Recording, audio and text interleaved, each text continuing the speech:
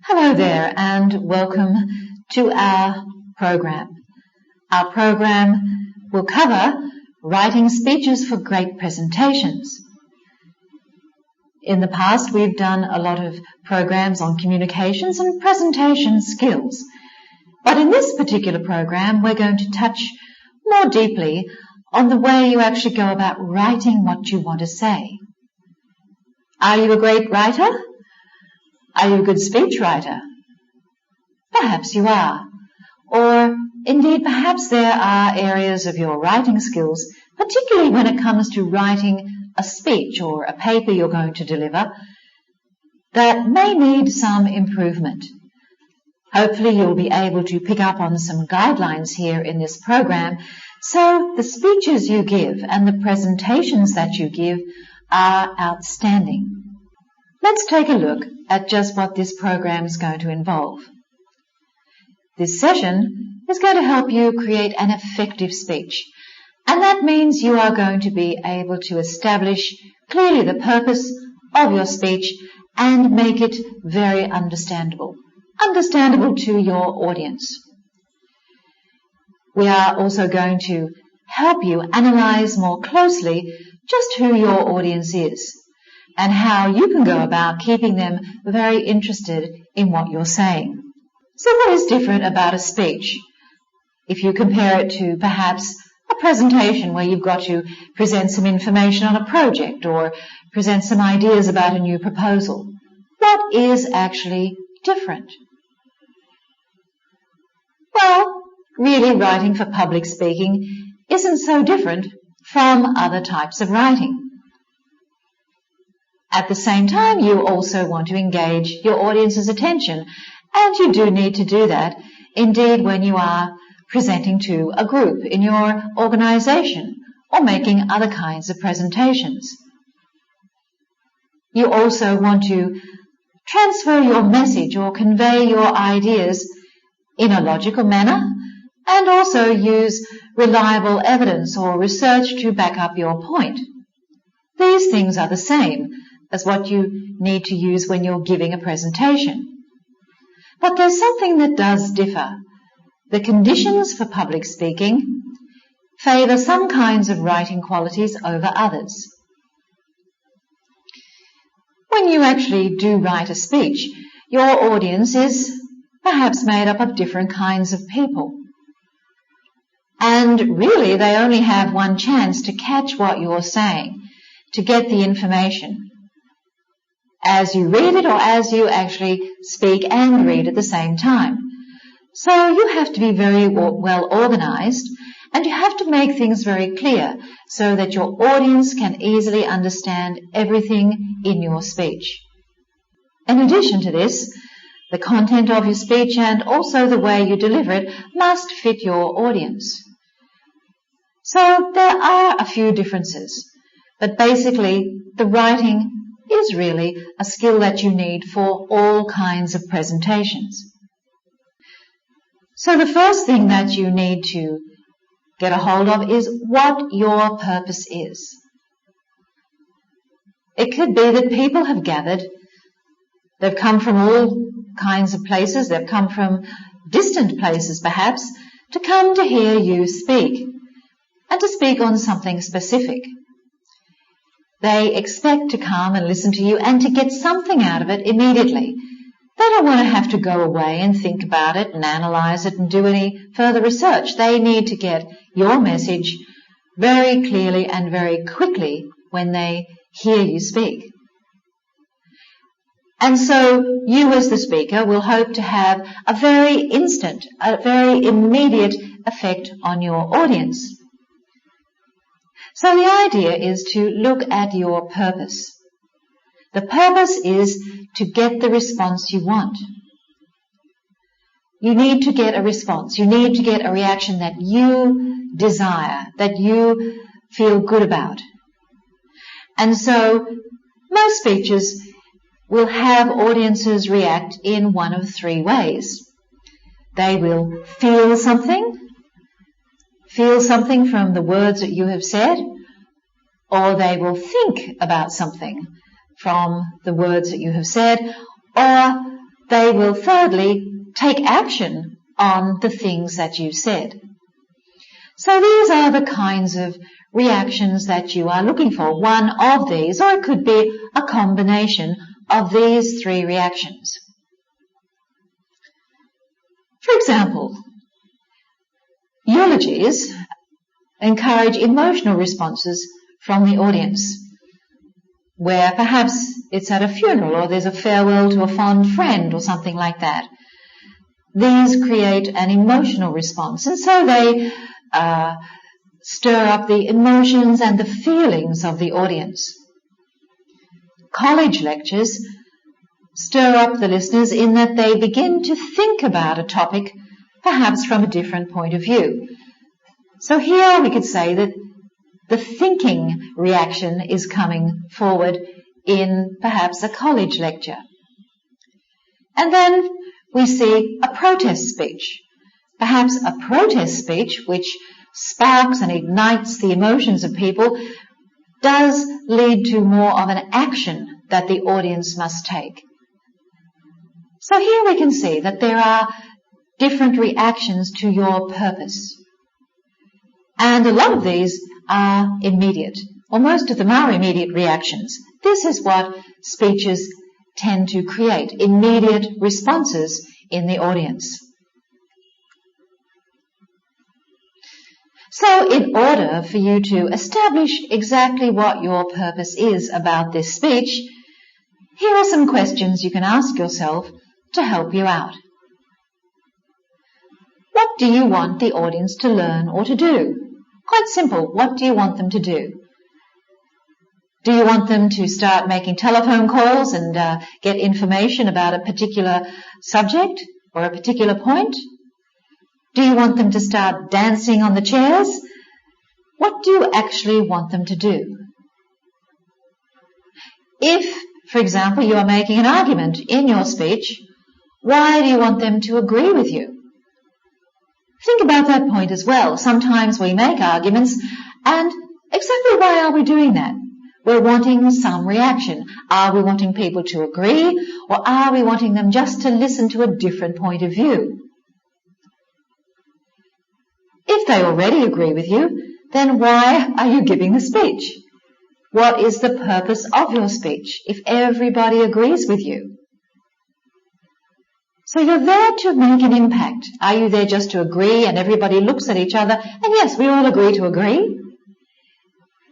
So think about the argument part of a speech. Are you there to provoke people into thinking something else? What is the idea of your argument? And how can your audience benefit from what you have to say? What are they going to go away gaining from it? Are they going to say, oh, that was a waste of time. I just wasted 3 hours. I could have been doing something else. Is that what they're going to gain? A waste of time? Or will they go away and say, wow, that was fantastic. I now have a different outlook on how we can tackle this problem. And I think I'll look into it further and see if there's something I can do to help. So what is your audience going to gain? Let's look at your audience as well when we're going through this program, because they are the key to the success of your speech or your presentation.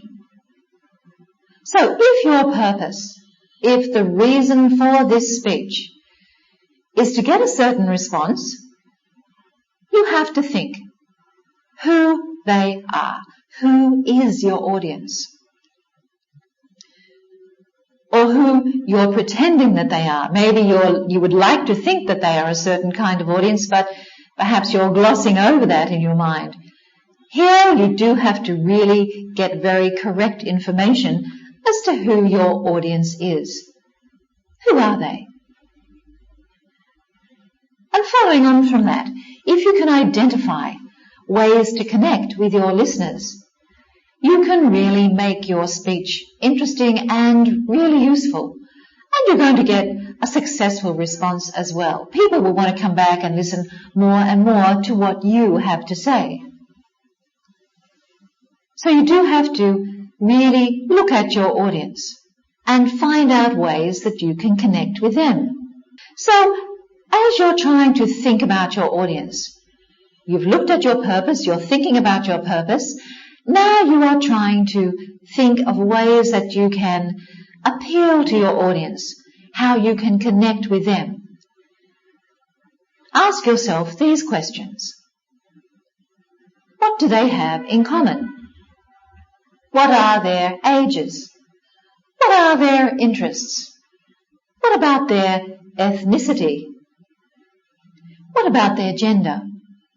Are you speaking to a whole hall full or a seminar room full of women? Are you speaking to 12-year-old children? What are their interests? What is their gender, etc. Think about who makes up your audience. You can also ask yourself, do they know as much about your topic as you do? Are they informed? Are they very well informed? Are they a very educated audience in your particular topic? This will help you tailor your speech. Or will you be introducing this topic for the very first time? So this is something important to remember as well. How much do they know about what you're going to talk about? That's quite important. The next question you can ask yourself is, why are these people listening to you? Why are they looking for you? What's the special thing you have? Why are they here to listen to you speak? Begin to understand that very deeply, because it's going to help you as you go through how you approach your purpose and how you connect to your audience. You can also try to examine what level of detail will be effective for them. You might find that you only touch on the subject's surface level or a little bit under the surface. You don't go deeply into certain topics. Maybe that's the level of detail that they want. It really depends on your audience. If you have an audience of young children, you can't go into too much detail because they don't have great attention span, do they? So you have to tailor what your topic is according to your audience and all the different aspects of that audience. Think also, what tone will be the most effective tone in getting your message to them? What tone will you use? Will you have a rather humorous style and a light-hearted tone in your speech? Because you know that that's going to connect with the audience. Or perhaps you need to be rather assertive and a little bit serious in the way you present your information. Maybe that tone that you adopt is going to get much more impact from that particular audience. And another thing you do need to remind yourself about, finally in this point, as we look at your audience, what might offend them or what might alienate them, send them away from you, turn them away from you? What might do that? Perhaps this is an audience that is rather formal and they like to be treated in a formal way. Or it could be that this is an audience of elderly people and they have seen a lot of struggles in their lives, so therefore you would be careful in the things that you might say to them, for example. So do examine your audience and try to find out how you can make the connection, how you can get together with them and be on the same wavelength to get a great response. So let's take a look at the audience more closely. Sometimes, actually, when you're writing a speech, you might forget that you are actually writing to somebody. You get so involved in the details of it and trying to make it perfect that you forget that it's got to be written to somebody else, not you. You may not think about that consciously. Some people don't when they write, but you should always write to an audience. Sometimes your audience might be a very generalized group, for example, different people from different places all coming together, so there's nothing specific about what they do or where they work, etc. Sometimes you know the audience and you know the individuals who compose that audience. So you know that there are individuals there as well. And sometimes you write for yourself. So when you're writing something, you have to tune into the person you want to send those words to. The audience, specific individuals that might be there, or you just write as though you're writing to yourself. But keeping the audience in mind as you begin to write your speech can really help you to make better decisions about the kind of information you use or the kind of material that you're going to include. And it really will help you decide how to organize things and how to support your argument. So always think of who this speech has to be presented to. Always have in your mind pictures of the audience, looking for the reactions on their faces. Visualize in your mind their faces. Visualize what they might look like. They're people from different places, or they're people from an industry, a certain industry in perhaps a technical field. Think about how they're going to walk and sit and look at you. How are they going to think about the words you say? Each audience can be very specific, and so you need to write with the audience in mind. This is the basic rule to follow when you are writing your speech for your presentation. To illustrate the impact of how the audience is so critical when you write is, for a minute, just imagine that you're writing a letter to your grandmother. You're going to tell her about your first month of your new job. So visualize your grandma. There she is in the countryside, and she hasn't seen you for a while, but she dearly loves to hear from you. And so you're going to write to her. Remember, she may have been brought up on the land, and there she is out on the farm. So you're writing a letter to her, telling her about your first month in your new job. What kind of details or stories do you think you might include in that letter? And what might you leave out? Are you going to tell her everything that you did in your first month? Now imagine that you're writing on the same topic, but your audience is your best friend, someone you grew up with, someone who knows you inside out and you had a lot of fun together with. Unless you have an extremely calm grandmother that you're very close to, it's probably likely that your two letters would look quite different. They'd be different in terms of the experiences you might relay to them, the structure, and maybe even the tone.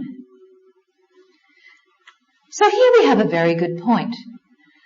The audience does dictate to us the way we choose our words, the way we set our tone, and the content and the structure of our presentation.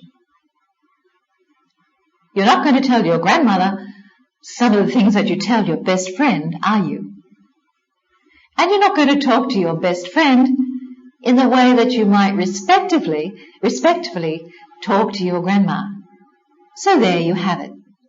A simple example of how audiences can dictate the way we choose to write. So, in trying to identify your audience, how do you actually do that? You could use the following questions actually to help you identify who your audience is and what you can do to address its wants and its needs. Because every audience wants something, every audience needs something. So let's take a look at these particular questions. Who is your audience? And also, how many audiences do you have? List them. Perhaps there are several different audiences that you have to deliver your speech to. Perhaps there are different groups from different companies in this particular audience. What does your audience need? What do they want? What are they coming to get? What do they need from this particular speech? Do they need to go away convinced of a certain new product that your company is going to launch? Do they need that? What is most important to them? Try to look into their eyes, look into their minds and their hearts and find out what is most important to them. Another question you can ask yourself, what are they least likely to care about? What are the things they don't really want to hear or worry about? They perhaps don't want to hear personal stories about you. Perhaps they want to hear facts and ideas for the future rather than linger on stories of your experience. How might you organize your speech that will best get to your audience? Do you have to use a lot of graphs and charts? Do you have to use some prompts and other items? How are you going to use your style and organize your speech so you can get to them? And what do you have to say that might surprise your audience? Think about that as well. As part of your speech, this element can be a very effective way of connecting with your audience. What do you want your audience to think or learn or assume about you? Do you want your audience to say, hey, I think she's a very professional speaker. She certainly knows her history, doesn't she? She certainly knows all about the future and the environmental issues, doesn't she? What do you want your audience to actually think about you? What do you want them to take away in their mind about you? Do you want them to say good things about you, how well you delivered your speech? Or do you want them to say, oh, she's a very friendly person, she's very warm, she's very humorous? What do you want them to think of you? And what impression do you want your writing to convey? Do you want to be seen as a very knowledgeable person? Do you want to give an impression that you're professional, that you are able to speak on any particular subject? What impression?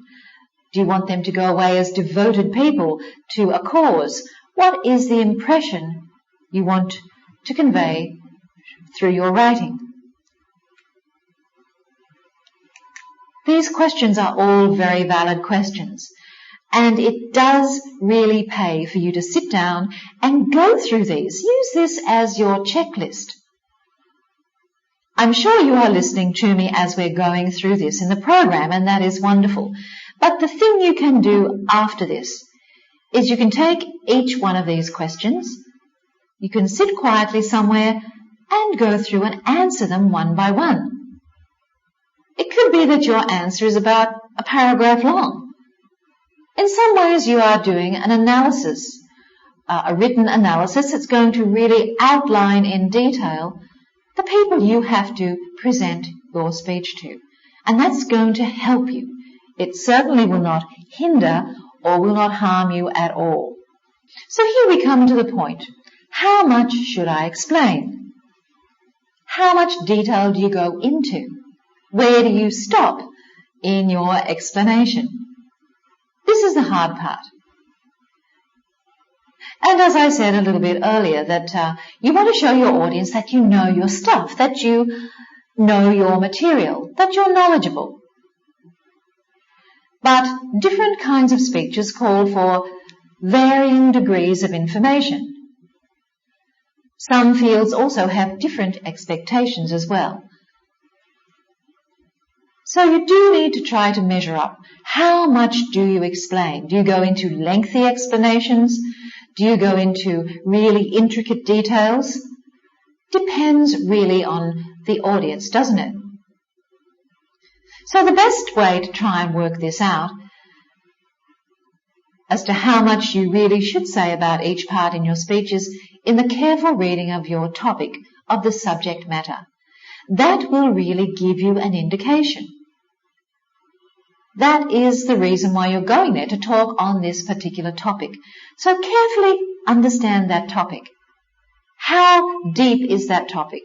How much does that topic mean that you should elaborate on points A, B, and C? Is it just a general topic? Or is it a very involved topic? It could be a topic, for example, about the traffic situation here in Vietnam. Now that is a large topic. So that topic will indicate to you, wow, how much depth you need to go into. That is a very large area for discussion. That's just an example. So your topic will be a very broad one, or it might be a rather narrowed one, so you can find some focus. If you are not sure, then you do need to clarify your topic, depending on who has given it to you or whatever. So try to clarify the topic and how broad or how refined that topic might be. So in trying to determine how much you should explain, then imagine you're writing to your customers, or you're writing to a professional journal or a group of specialists, and that will tell you sometimes just how much extra effort or how much information you do need to give to that speech as well. If they are specialists, then something should tell you in your mind they like details.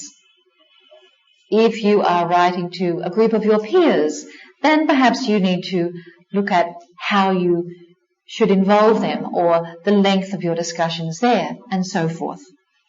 So what clues can you get from your topic?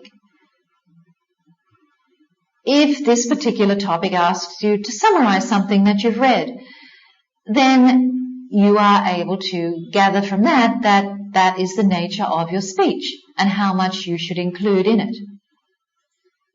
Perhaps you need to include examples from the text rather than trying to get people to interpret from your message.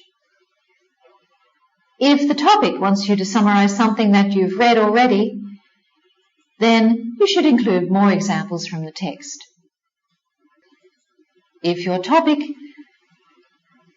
asks you to interpret or analyze something, or an event or an idea, then you want to make sure that your explanation of the material is really focused and not so detailed that you end up spending more time on examples than actually on your analysis. So you can see that you do really need to look at the topic itself and examine it very closely as to whether you give examples or whether you summarize things or whether you spend a lot of time on particular data and details. So once you have your draft, and hopefully it won't take you too long to write your draft, then you can try out your explanations on a friend or a colleague, or your sister or brother or whoever is handy and who is willing actually to spend some time with you. Get them to go through the draft.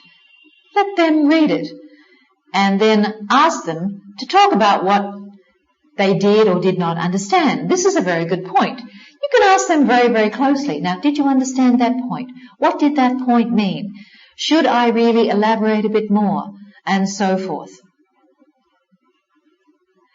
When you do this, when you have your colleague sort of giving their ideas on the content of your actual draft, you don't really need that person to be looking at spelling mistakes or grammar mistakes or style issues, etc. at that point. That can be done later on when you have your draft in its final form and you need to proofread. So what you need to do at this point, once your draft is ready, just start to get people to look at the content and start to pull it apart and find out how it can be made better, or if indeed it is making sense, then you can make it even better. You might get different responses from your colleagues when they do read your draft. They may have a lot of questions about what you're saying, and you might have to explain some of those points. But this is good. It means that they have read it. Perhaps, for example, you might be speaking on piranhas. Now, piranhas, as we know, are a man-eating fish in the jungles of South America.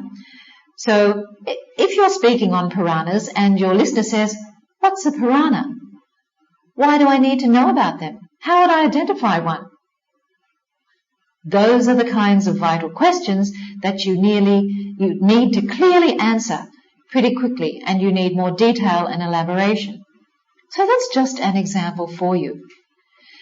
When your friend is reading your brief or your draft, if they start asking you some of these basic types of questions, then the penny will drop. Bing! You will understand that you have to elaborate, that you have to give explanation. This is really a good test for you when you've got somebody reading your draft. In some ways, it's a little bit frightening because you have to really confront the problems that come up pretty quickly. On the other hand, you might find if your listener gets confused, you need to really give a lot more clear explanations. So if she says, "Are there piranhas in the lake around here?" you may not need to give more examples, but just rather focus on making sure your examples are clear and the points about piranhas are clear. Obviously, she has missed the point. So therefore, do examine this. Get someone to go through your draft and to really help you out in your preparation for your speech. It might be, though, don't forget that your listener looks bored when they're reading through it. And maybe they can repeat back to you more details than they really need to know to be able to get your message. So here you may have overloaded with information. You may have explained things way too much. This does sometimes happen. And overload, too much information, can be very confusing to the reader or the listener, because it really can bog them down, we say. It can hold them down and keep them from focusing on the main points. They've got so many pieces of information out there that you've prepared. As you can see my hands moving here, they're all over the place. So where is the main point? You've overloaded them. They're up to here with information and they can't find the main points.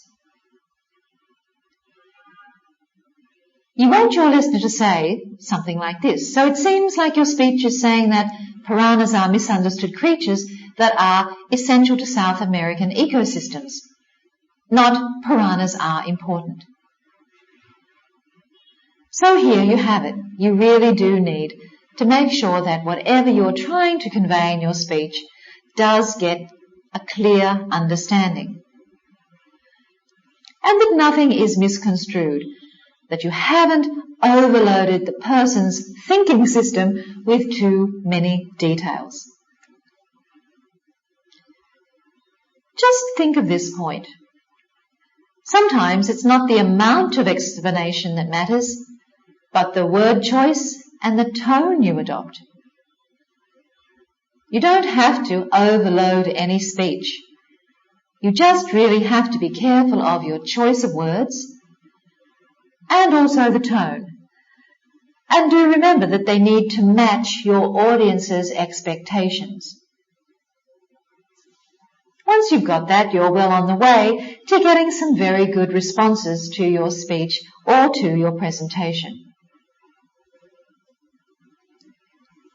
So generally we can say that you want your reader or your listener. Now somebody can be reading your speech, perhaps, or somebody can be reading your paper, or somebody can be there listening, actively listening and seeing you on a stage presenting.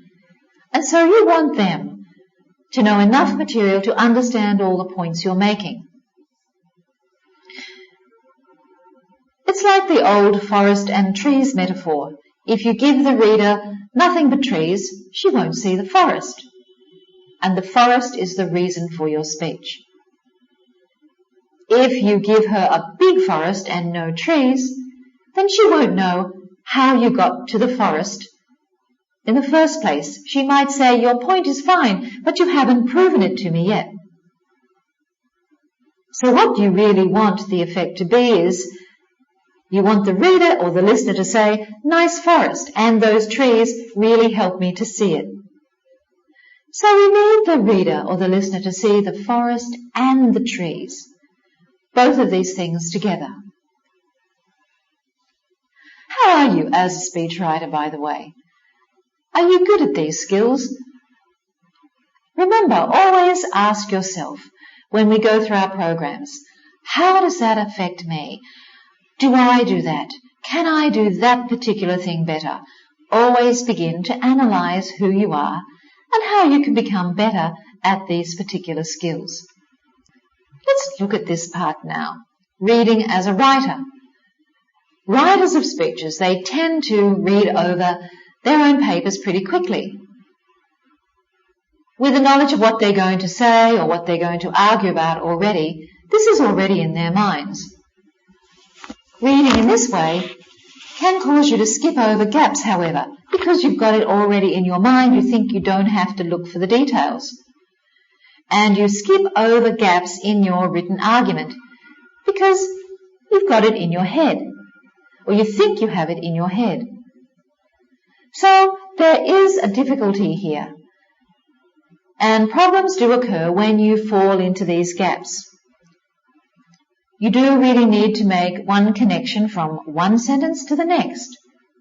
But if you don't, the listener can become rather confused and quite frustrated because it's starting to sound awkward. You're not making the connections. You haven't read properly because you think you know all the things and you haven't seen the gaps. So think about when you listen to something and you struggle to find the most important points, or what the speaker is trying to say. Isn't that annoying when you can't grasp the point? You've got all of these things going on and you just can't grasp the point of that person's argument. The speaker thought he was saying it and arguing it very well, but he has gaps. Gaps because he really read through too quickly and he didn't concentrate. He thought he had written these things in, but he didn't. This sort of thing makes you want to stop listening and really want to go away and surf the web or call a friend or do all sorts of other things because there doesn't seem to be any point to the content of what you're hearing. So a confused or a frustrated listener is not your goal. You want people to be clear. You want them to be acknowledging and receiving the information and gaining from it. You want the listener to say, "Yes, I hear what you're saying," not "this. What does that have to do with anything?" So yes, you need to make a connection. You need to have the listener really connect, and this is how you do it. Make sure you don't have gaps. Make sure that when you're reading over your speech that you really consider this point and go through it thoroughly. A good writer really doesn't hope for psychic readers. Rather, they provide the information the listener needs to understand the speech. So you don't want your listener to be a mind reader, to have to try to guess what you're saying or guess the point of your argument. You can't expect people to do that. They need facts. They need the proper details of your argument. So if you want to locate these sorts of trouble spots where you need to explain more, you should start doing things in different ways. Instead of reading your draft as if you wrote it and know what you meant, try reading it as if you had no previous knowledge of this subject at all. Try reading it as if it's for the first time you've seen this subject and it's very new to you.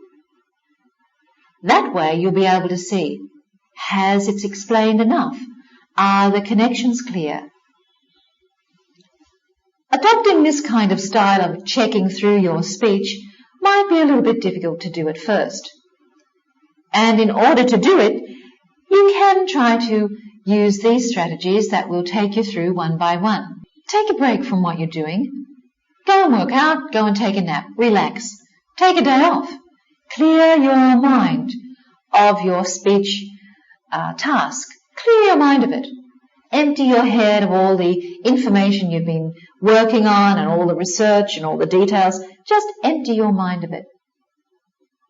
This is why you are encouraged to start writing more than a day before the speech is due, because if so much is going on in your head, you can't go over it clearly. You can't be objective. You're looking at it from the wrong perspective when you're trying to work out, have I said enough? Have I explained it well? Also consider this point.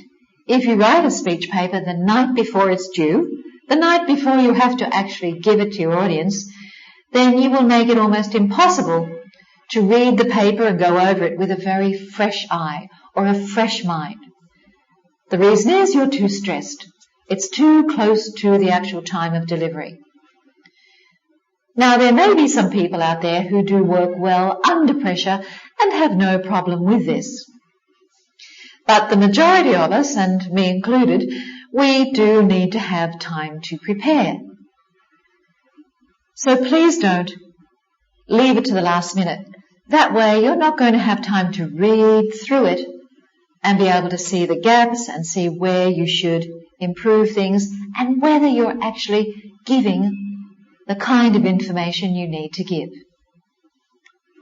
So get a reader, find someone who is actually unfamiliar. Here we are suggesting strategies of how you can look at your document, look at your speech, as if you know nothing about the subject.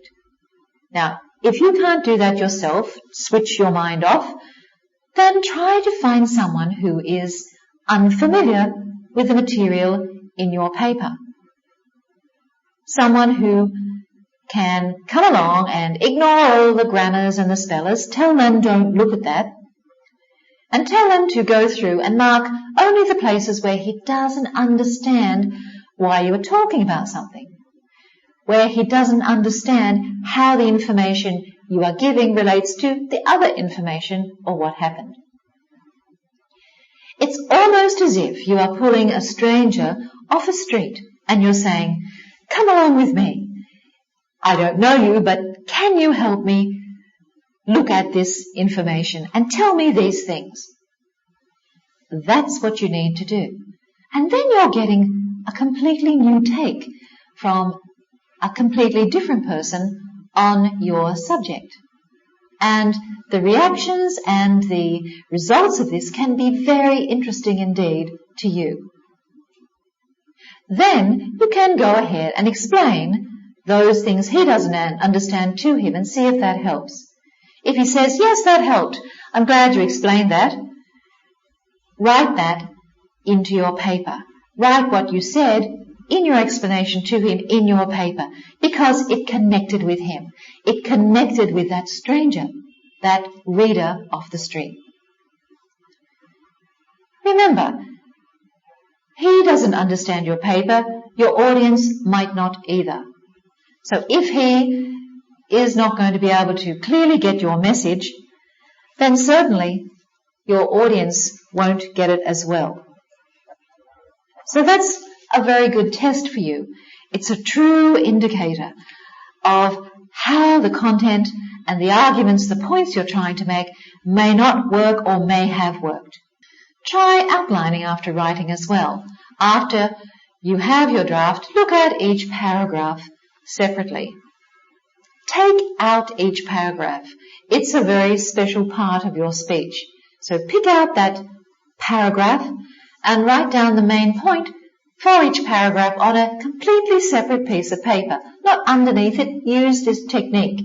Have a separate piece of paper beside you and start to write down the main points of each paragraph. And do that in the order you have put them. Paragraph 1, 2, 3, 4, and 5, etc. Then look at your outline. Does this actually reflect what you want to say, and is it in a logical order? So here you are more or less doing a post-mortem. You're pulling apart all the parts of your speech, and you're doing it in your outlining, your procedure of outlining, so you can ensure that things are logical. You certainly don't want to be standing up there presenting something And instead of saying something first, you've said it too late in the speech, and then it doesn't really make any sense at all. And what happens? Your audience is lost. So after you've taken each paragraph out and written down the main points of those, take a look at it. Are some paragraphs hard to reduce to one point? Why? Why is that so? Using this technique will really help you to find places where you may have confused your reader. You might have moved away or diverged away from the main point. And this does happen in writing. It's quite easy that it happens, depending on the subject and the length of the particular speech or presentation you're giving. So have you strayed off the point? Examining each paragraph one by one by one will help you to find that out. Next up, read this paper aloud. Once you get used to doing that, you'll see that it really does help you slow down, and it really does make you think of what the audience might be experiencing as well. This is a very good technique to build up your confidence also, and to find out again more gaps in the way you're speaking and presenting. You can catch here a lot of sentence level errors. Here you can also see misspellings and missing words when you read it aloud. Here I'm talking about looking at your document. You may not have memorized it at this stage also, but don't forget, in some speeches and presentations, you don't have to remember every single word and memorize it. You might be able to use your paper to assist you to read it and speak it. So here, when you practice aloud, the incorrect usage of words stands out so boldly. And anything missing will really jump out at you and say, I'm missing, and you'll see it immediately.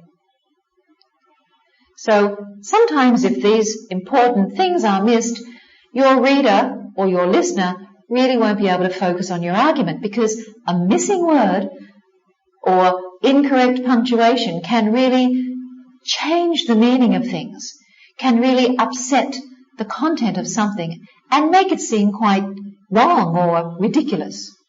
Find yourself a quiet place where you won't be disturbed by the way to do this. Reading out loud is a very excellent technique that you can adopt to make your speech a lot better, a lot more professional, and help you find the mistakes before you actually deliver it. That is the key point. It really is. So you can revise. You can revise well before. And the more you do in this particular preparation time before you give your speech, then the less work your audience will have to do in trying to look at the incorrect parts and work it out and get your message. So you are going to do all that work in the beginning. If that happens, if you do prepare well, then everybody will understand you and follow your argument and be able to react positively to your speech. So how do you begin?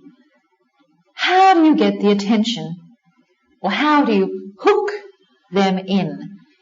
Imagine they're like fish and you're trying to reel them in. You want to catch them. You want to really hook them. Creating an effective introduction will certainly do that. You can begin by thinking how you can relate to these listeners and get them to relate to you. How can you attract them? And what is attractive about you that they're going to look at? Appealing to your audience on a personal level can sometimes really catch their attention and increase the chances of a very successful speech. People like personalities. Do remember that. People like humanness. They like the human character. So they do sometimes need that to be able to, first of all, warm up to the speaker. Sometimes a speaker might begin with some small anecdote or something that will be a surprise or something that might shock people, or it could make them sit up and pay attention. It could be something so different that is going to create the immediate hook and grab the attention of the audience. You need their participation. You need their involvement right from the moment you enter the room. So let's establish the context of your speech or the motive of your speech. Explain why your topic is important. This is something you can do as well. Remember your purpose and the reason why you are actually standing there in front of this audience. You may also just want to connect the material that you have to related or larger issues as well, especially those that may be important to your audience. So explain why your topic is important. Get up there and give them this information. That also is a way to hook them in. Why am I here today, ladies and gentlemen? Why is the traffic congestion in Hanoi such a serious situation? I'd like you to think about that for just 2 minutes. There you go. That's an example of starting to hook them in. Once you move on, you want to get to the point. Move on from the introduction into the body of your actual speech. And this will also quickly help your audience to be interested. Don't keep the introduction so long that people are starting to look at their watches and they're saying, well, how long is this going to take? You don't want that to happen. So you might be tempted to create some kind of suspense by keeping the audience guessing about your main point until the end, then bringing that into your discussion on them. But be careful, when you do try to use this technique, they might become bored or confused. So your main point really needs to come quickly after your introduction. Don't linger. Don't try to use techniques that really don't work. Bring that main point up pretty quickly, because your audience is not going to hang around. They're not going to wait too long for it. So we're now going to look at introductions. And here we offer some strategies for writing really good ones. They will help you check your drafts, the things that you've already done and prepared in some of your speeches, and will provide you with some examples of introductions that you really should not use. If we can for a moment just take a look at the role of the introduction. As you know, sometimes you stumble or you hesitate when you're trying to write the introduction and also the conclusion. Sometimes you have difficulty with these two parts, and actually they can be the most difficult parts of any speech. Usually when you do sit down to write, though, you have at least some kind of understanding of what you want to say in the body of your paper. So you already are thinking about your main points and the content. You might have a few examples you want to use, or have an idea that will help you answer the question. These sections, therefore, are not as hard to write. So where you have examples, they're quite easy. But the middle parts of the paper just can't come out of nowhere. They need to be introduced. You can't start by starting at the middle. You have to start with an introduction. So no matter how easy it is to write the middle part and the example parts and all the other things in between your speech, you still need to introduce them. They will have no logical sense if they're not introduced properly. Remember this point.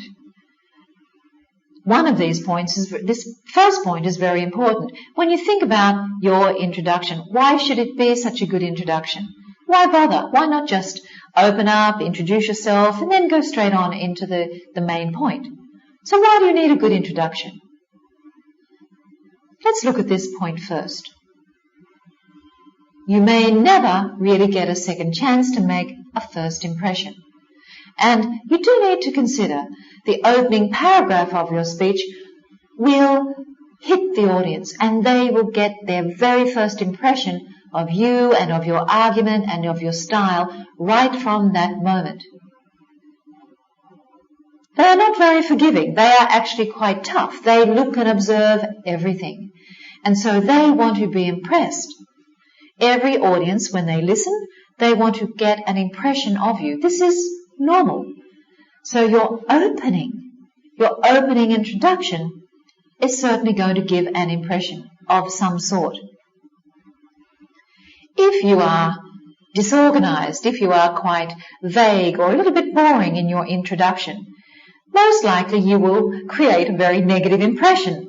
People are going to say, "What's going on here? Oh, I don't know if I'll sit around for the next 2 hours. This is not going to be very interesting, is it?" You're going to get these negative impressions.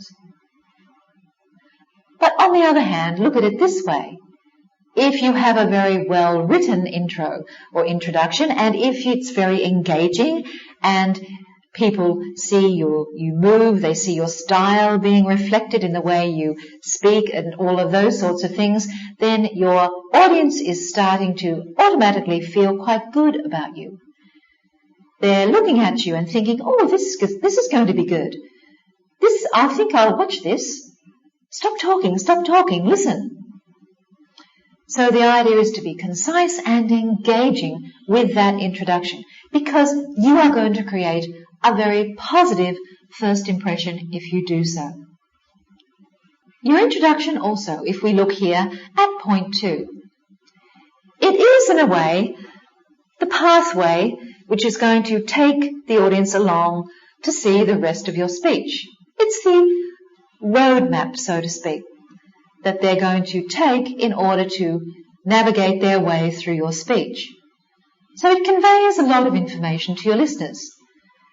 You can let them know what contents there will be, why the topic is important, and how you plan to proceed with your discussion. So it gives the audience information that they can use to help understand your argument. After hearing an introduction like this, your audience should not really have any major surprises as they listen to the main body of your speech. So here you have set the stage. You have given them a roadmap. And so they're feeling, in a sense, quite comfortable that now they are going to proceed with the main body of the speech. So you've settled them down. You've made them think positively about you. And now they think even better of you because you've laid things out very, very clearly. This is what they want to see. And so ideally, you really do want them to listen to you.